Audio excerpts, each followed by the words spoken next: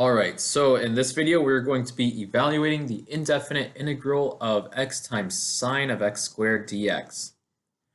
All right, so let's choose what u is. So u is going to be let's choose x squared, because if we take the derivative of x squared, we're gonna have a degree of just x to the 1 power. So let's choose u to be x squared. And if we take the derivative of that, du on the left side, our right side is going to be 2x dx. All right, now, right, we said we want to have x dx so we can substitute in du. So we just need to divide both sides by 2. So that way we have x dx, and we can substitute that in with du over 2 is equal to, I divided already, so x dx. Actually, it doesn't look that great, so I'll write it again, x dx. All right, so now we can go ahead and change all of our x terms into our u terms. So let's go ahead and do that. So we're evaluating the integral. So we said x dx, that's du over 2. So I'm going to put du over 2 back here.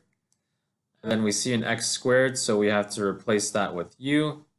So sine of u.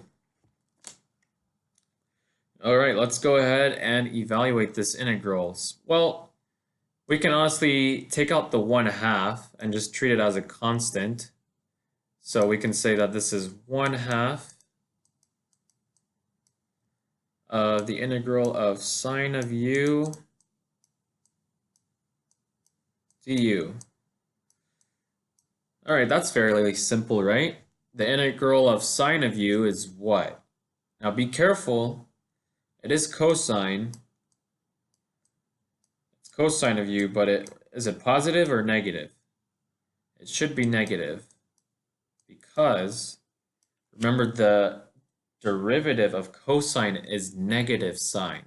So if we take the derivative of negative cosine, we should get negative times negative sine, which will result in a positive sine.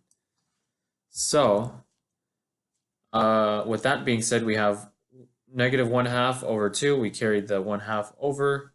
Let's add that constant that we should never forget. And let's back substitute u in for our x squared. So our result is going to be negative cosine of x squared over 2 plus c. And this is our result.